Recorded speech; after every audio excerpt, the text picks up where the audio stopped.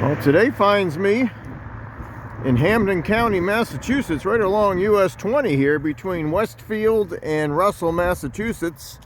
This is a good place to look at the cliffs of Tekoa Mountain that are clearly visible from this road and from the Massachusetts Turnpike when it crosses over the Westfield River just around the bend here. I'm going to spend about 4 or 5 hours exploring this mountain today. This mountain has got huge cliffs, lots of views, and lots of recent brush fire history that has helped keep this mountain clear of any large trees. We've got a perfectly clear day today. Forecast calls for increasing high clouds, but it wouldn't affect the view from the top of Tekoa Mountain. So we're going to drive a few more miles to the starting point. There's several access points to this mountain. This is all unofficial trails. This is not a state park or a state forest, but just a wildlife area, and also some of the public water supply lands that they allow hiking on. So we'll be exploring these cliffs. All trails and a few other resources do have it mapped. And like any other resource that uses people to provide the information for the maps, it can be a little, you can't always trust it. So we're going to be using map and compass skills and just some common sense to try to sniff out trails here on Tekoa Mountain. But there's a lot of them up there on the map, so we'll see how many we can explore and see how many great views we can get on a perfect fall day. And boy, what a perfect fall day this is. Several of the adventures I've done on this channel, especially when I first started it, were in areas with either no trails or no official trails. This is kind of a little bit of both. There's some obvious work roads that were used to build the Westfield reservoirs and maintain the water supply that you can easily follow. And then there's some unofficial trails with some survey tape to lead you to points of interest. All I can say is do your homework, see what other people have mapped, take their advice on where to park, because this is a place with no official parking lot, at least from the eastern approach that I'm using today. I was able to park on Reservoir Road with no indication that it was not allowed, but there was no official parking lot either. So other people have done that. I took their advice and it seems to be working for me today. This is Moose Meadow Run, or Moose Meadow Brook. And supposed to be some waterfalls on both ends of this. We're going to explore what looks like a waterfall right below this bridge on the one of the roads used by the Westfield Municipal Water Supply lands. So we're on their lands right now. Eventually we're going to get on Tekoa Wildlife Area lands and explore the mountain, which is almost in view at this point. So we've come about a half mile from where I parked. We're going to explore what looks like the top of a waterfall here. We'll get down to the bottom of it and see what there is to see. And here's a little bit of a look at this flume type waterfall here. It's probably dropping 30 or 40 feet over a series of cascades. And it's no surprise that I found the remnants of what was probably a mill. I've said this before on my other videos here in southern New England. Every drop of water was put to work many times on its route to the sea. This is not mortared at all. This is probably the original first few generations of European settlers that built this without mortar, hand stacked stone, and diverted water from this Moose Meadow Brook to do whatever work they needed to have done. So I'll explore this mill ruins a little bit more. I'm on top. I'm below the first level here, but I think I'm on top of another level. So let's check this out. I didn't know this was here. We'll get a better look at these flumes as well. And yes, there's another layer, probably 10 or 12 feet high, of stacked stone below where I was just standing. I don't know what this mill did, but I wouldn't be surprised if it was a sawmill based on the size of it. And the axe, you know, lots of timber here to be cut up. These are amazing. You know, these rocks have stayed in place all these years. Good workmanship here, obviously, to withstand the frost cycles and heavy rain events and everything else that can take down a wall like this. So very good workmanship here. Let's just look around a little bit more, and we're getting pretty close to that south slope of Tekoa Mountain, which I'm going to ascend, but probably not descend, because there's several ways you can loop around back here.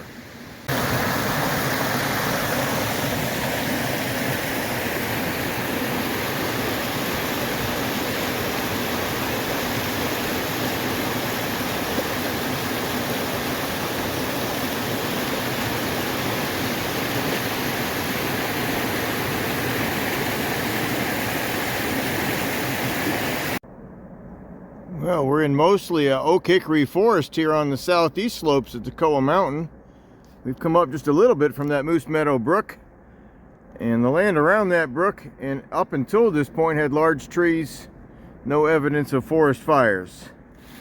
That being said, as soon as I came right over here where it's a little bit more ledge and a little less soil, we've got all kinds of evidence of that forest fire. There was a bad one in 1999, 24 years ago, that burned 1,200 acres on this mountain, which is pretty much the whole mountain as far as I can tell. But here's some remnants of that fire here. And I'm seeing all kinds of burned stumps. Depending on the tree species, trees don't always die in a brush fire, but they can, depending on how thick the bark is and how hot it gets. This one here is laying down dead. Somebody has done some trail maintenance back here. I've seen evidence of chainsaws back here, so no official trails or official trail maintenance, but there's plenty of evidence of people marking these trails and maintaining them, despite the fact that the agency that owns this land doesn't provide that service. So we'll keep looking out for the evidence of the 1999 fire, and there's been a few other fires since then that I read about, but the one 24 years ago was the most severe. And since we've crossed into the area that looks like it was burned 24 years ago, let's look at some of the survivors. Boy, these pitch pines, we're probably just waiting for a chance for those seeds to open up. They need some heat or at least some sun for the cones to open when they hit the ground. If they fall into deep shade and there's no heat source from fire or sun, they will not turn into pitch pine trees. And oak trees with thick corky bark. We just looked at the top of this scarlet oak tree. Look at the bottom here. Deep furrows and ridges and blocks of corky bark that can protect it from a forest fire, or at least protect it from being completely killed. The living part of the tree is under a couple inches of this protective bark. So we've got plenty of scarlet oak still living up here, and lots of scarlet oak saplings too. This is covered in scarlet oak saplings and pitch pine saplings at this point of the trail. We just started the ascent of this south and southwest slope. It's supposed to get steep and technical in places, and probably easier to go up than to go down, but we'll see how difficult it really gets. Boy, and these pitch pine trees are covered in cones. We'll look at the cones up close here, and there's two other species of pine that could be growing on this mountain. I almost believe I saw some white pine when I was looking up at it. It would have been in areas that were less severely burned than the pitch pine. Red pine is near the southern border of its range here, but it wouldn't be out of the question to find it up here.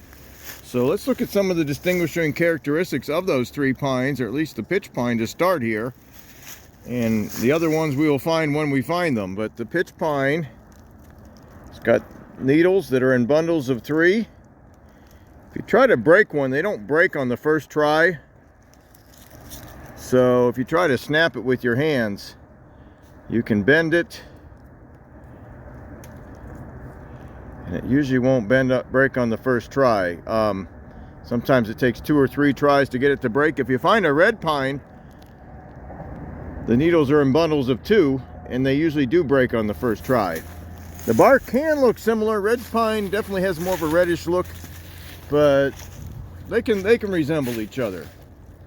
And the cones of these pitch pines, here's some that are fairly new.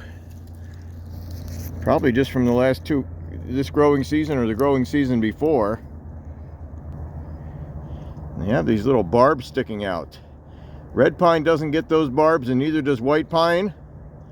Table mountain pine gets barbs or claws that are even bigger than that, but it doesn't grow in this area. But I've got both those trees, the table mountain pine, the red pine, white pine, and pitch pine on my Barking Up the Right Tree channel for more information on the cones and needles. So also Virginia pine and shortleaf pine on that channel as well. So we'll keep looking here, but the fires on this mountain have provided plenty of habitat for this pitch pine to be one of the more common trees up here. And plenty more pitch pine up on this ridge. We're gently ascending. This is not incredibly steep or technical at this point, but plenty of openings to get views, including the bridge of the Interstate 90 bridge, which is the Massachusetts Turnpike, and the hum of the wheels of those tractor trailers. It's really the only thing detracting from the solitude up here today on a weekday. Let's look at a couple other trees. There's one other tree that's a survivor after a brush fire. This is on my Barking Up the Right Tree channel as well, and it's showed up on quite a few of my videos lately. It's got a very small leaf for an oak tree. Not even the size of my pinky finger there is the holly-like leaf of our bare oak, which the Latin name for bare oak is Quercus ilicifolia, which is Latin for an oak tree with leaves that resemble that of an American holly. This is the backside, quite light in color. None of these are more than a couple inches long though. Just a few points. Almost looks like a turkey track on some of these. And it can grow in the cracks of these rocks, and that's where the roots end up growing. And what happens is if the tree gets burned, the roots are protected down inside the cracks of these rocks, and they can re-sprout after a brush fire. And that's exactly what happened, I'm sure. None of these are that big. None of these are that tall. They normally don't get that tall. So they certainly could have sprouted back after the brush fires up here. But there's lots of it up here. It's almost like a shrub, and it covers all the areas available between these pine trees.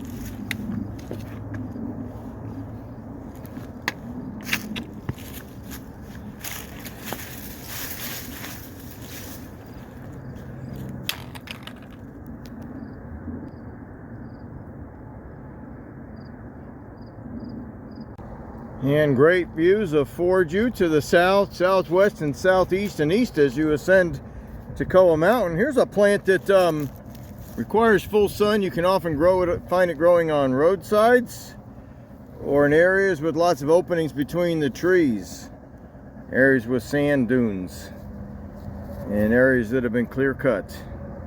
This is our sweet fern. It's not a fern at all, but the foliage resembles that of a fern. It's actually a shrub, and has a very sweet smell. If you take the leaves and crumble them up, it smells like incense. Boy, if you've been in the woods too long and you need to freshen up, that may be a way to cover the lack of bathing that one often has if they're backpacking. So looking south here, we can see into Connecticut, the Trap Rock Ridges that run north-south to the west of the Connecticut River are in plain view. And about 25 miles to our south here is the Hubeline Tower, which is in Simsbury, Connecticut. I can clearly see it, but the camera can't as well, but it's on this ridge way back there, and that's about 800, almost 900 feet above sea level, and about 25-30 miles south of here. We can get a view of downtown Springfield, Massachusetts in just a few minutes here. And the foliage of these scarlet oak trees is dancing in the wind today. They live up to their name with the scarlet color in the fall. They often hold their leaves until December, much to the bane of the person who has scarlet oaks in their yard. You think you got your yard work done, then you got to come out and clean up the scarlet oak leaves 3 or 4 weeks later. And the scarlet oak often has a smoother bark at the top, above your height of your own person, but much corkier near the bottom for obvious reasons, to protect it from brush fires that are common in the areas where it can grow. A little bit more of our sweet fern here, just getting started. And right down below here we can see Springfield, Massachusetts. I don't think we can see Hartford today because of the Trap Rock Ridge is blocking our view. That Trap Rock Ridge is almost continuous from New Haven, Connecticut up to this area. There is a break in it near Westfield here where you can see over the top of the ridge right to Springfield, Massachusetts. And the hills east of Springfield are much higher than the skyscrapers in Springfield. So it's much lower than the range to the east of there, which is over 1,000 feet high. Right in the center of your screen there's a handful of taller buildings in Springfield, Massachusetts that are in the center of your screen. And I was fairly certain there was white pine on this mountain from looking up at it earlier today, and yes, there is. I've seen several. This is one of the larger ones. It's about 1 foot around, and unlike the pitch pine, the white pine cones do not require fire or a heat source to open up, and hence there's a lot of white pine sapling growing underneath the parent tree here. And white pine needles do have a white line. It's quite faint on the leaf or needle. You can see it there, and they come in bundles of 5. They're not as large or as thick as the pitch pine needles, and much softer to the touch. And the cones don't have those little barbs on them either, so they're much easier to work with as well if you want to use them for decorations. And plenty of more views to the east and even northeast. We get some more white pine here, plenty of this scrub oak, which makes its own miniature forest in a place like this. Not a lot of berries up here. They may not have survived the fires, but I'm not seeing a lot of lowbush blueberry or huckleberry up here. Just beyond this first ridge is part of Mount Tom. I don't think we can see the top from here, but maybe later on when we go up a little higher. We've done the steeper part of the climb as far as I can tell, but the cliffs of Mount Tom that face the west are in plain view there. As we go up today, we'll keep looking for more of the monadnocks that stick up even higher around here. Mount Monadnock, Wachusett Mountain, and a few others may be visible from the top of this mountain. I didn't find any of this extremely technical, but I probably wouldn't want to go down the steepest section. It's kind of like a crag that you could shimmy your way through, but it wasn't steep. I could get down it. I wouldn't want to do it in the winter, and I wouldn't want to do it if it was wet. But I plan on doing a loop up here. There are trails that go down into this valley that you can use to ascend the mountain, but also to descend it in a way that's not so steep. I've always found it much easier to go up steep rocky slopes than down them. And those steep rocky slopes that are on the south and southwest face of this mountain do make good habitat for reptiles, including the endangered, at least locally endangered, timber rattlesnake. Not too many people have seen them up here, but they are supposed to be on this mountain, so if you are hiking up those ledges in the summer, spring, or fall on a warmer day, be on the lookout. Today's in the 30s, no chance of them being out today. This is second week in November. They're pretty much packed it in for the winter, and won't be seen again till spring. And a forest of younger oak trees and even a little bit of red maple and pignut hickory in the mix here, but mostly scarlet oak, and on those open ledges bare oak. But the forest will return if given the chance here. And there's a couple oaks around here that made it through the fire, kind of like the ones we looked at the bottom. But let's take a look at this one right here. This is red maple sprouting up right here by the thousands.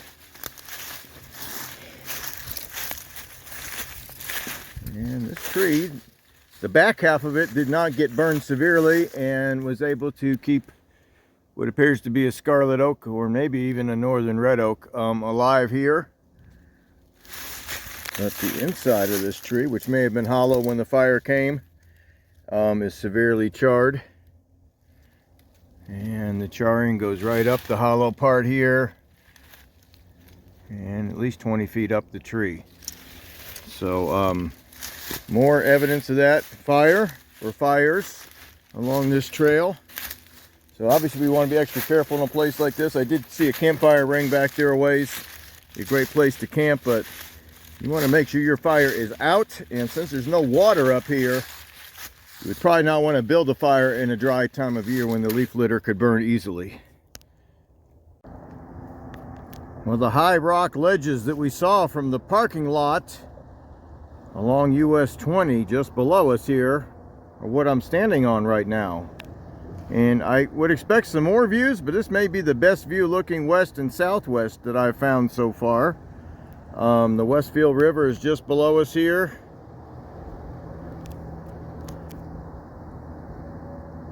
There's actually a pull off on US 20 there, and just above it is the Massachusetts Turnpike. And the place I might try to check out, I don't think there's enough daylight this time of year for me to get over there after this hike. There's a falls on the Westfield River. It's been partially diverted for powering the Strathmore Mills in the foreground there in the center of the screen, but there's still some ledges with plenty of water coming down to make it look like a falls at least. So there's a dam there, but with a falls underneath it, somewhat similar to the falls on the Deerfield River at Shelburne Falls, which isn't that far from here as well. So let's take one last look at the view from this mountain. If I can get views looking the other way, I'll record them as well. If we can get a good view looking northeast over towards Mount Tom and points beyond, I'll be glad to record that. I don't know if I'm going to get that or not. So there's our interstate bridge there, right in the center of your screen there. That's the knob we climbed first. That was the first step up this mountain. Then it flattened out, and then you get another step up. It was really only on the south slope of that it got even occasionally steep, but it wasn't that difficult. I've been on tougher hikes in this area. Places on Sleeping Giant are really technical. Even with well-marked and well-mapped trails, some of the trails on the Sleeping Giant down near New Haven require mountain goat skills. This one only did for a short distance. And again, here's our Trap Rock Ridge to our south. I recorded on one of these knobs just south of here in Simsbury back in May. There was waterfalls and some views there. That was the West Mountain Trails. Recorded that in May. Found some neat stuff back there. Lots of wildflowers. Some plants that normally wouldn't grow that far south were growing there. And plenty of water as well coming over the falls near the start of that hike. So that's the Trap Rock Ridge just south of here. The Barn Door Hills are right in the middle of the screen there. Those are little knobs that stick up. And just to the right of that, I believe in the center of the screen, is that West Mountain Reserve. And then the Berkshire Hills continue for many miles to our west. This is just the start of them here. And Mount Greylock is beyond those hills in its own area. I recorded up there in June. We'll keep hiking along. I'm hoping to find more things of interest, some waterfalls on the way back down, and some more views. Well, we're at one of the higher points on Tekoa Mountain here. It's more of a plateau at this point. We've gone back away from those cliffs, and it's more rolling. with lots of open ledges still. And there's several trails that go north-south along the crest of this mountain. I'm on the one that's less traveled. The one just to my east is actually like a Jeep trail. So you can access this mountain from that direction. I didn't try, but it has been done. I've read other people's descriptions. I wanted the steeper ascent just because I thought it'd be more interesting. And it was. So we'll be looping around soon and heading back down toward that Moose Meadow Brook. But this trail on the west side of the summit here is quite interesting. Lots of open ledges, lots of views looking to the west and northwest, including, I think this could be Greylock way back there. There aren't too many mountains that stick up above the Berkshire Plateau. High enough to actually be seen from the plateau. We're at about 11 to 1200 feet here. And this plateau gets up to about 15, 16, 1700 feet and then drops down into the valleys around Pittsfield and North Adams and Adams. So sticking up above that, I can't see the tower on top of it to prove that it's Greylock, but if it's not Greylock, it's a mountain much higher than this plateau in the center of your screen. So all kinds of interesting views here. I never got the view to the northeast that I thought I might find. It could have been off trail somewhere, but we'll keep looking and keep looping around and keep exploring what's turned out to be a very nice fall afternoon and a very interesting place to hike. And we're continuing north past all those viewpoints on that lesser known trail that I was just on. We're back on what looks like a Jeep road. I've actually seen some fresh tire tracks, so people do drive back here. I'm not sure if it's allowed, but they do. And the top of that Tekoa mountain and the southwest and south facing slopes are just too dry and hot for a birch tree. Even a birch tree that often comes in after fires. And that's our paper birch. But on this north facing slope, it's not as hot and not as dry. And these birches, these paper birches have taken hold, reclaiming some of the forest that was opened up by those fires. They're all growing in clumps. I'm a little suspicious they may have been here already and just root sprouted after the fire. But the fire killed the paper birch. And the bark is flammable on these trees. So that's one way you can tell it's a paper birch. The bark peels and it burns easily. But use the fallen logs for fires and don't try to peel the bark off live trees. That just damages the tree. Now, gray birch often looks like this as well with this white color. The way we can tell the two apart is where the branches used to be coming out of this paper birch tree. We've got a rounder oval shape. And normally on a gray birch, it's a V shape, and it's a very obvious V shape. If we see some of that today, I'll do a comparison.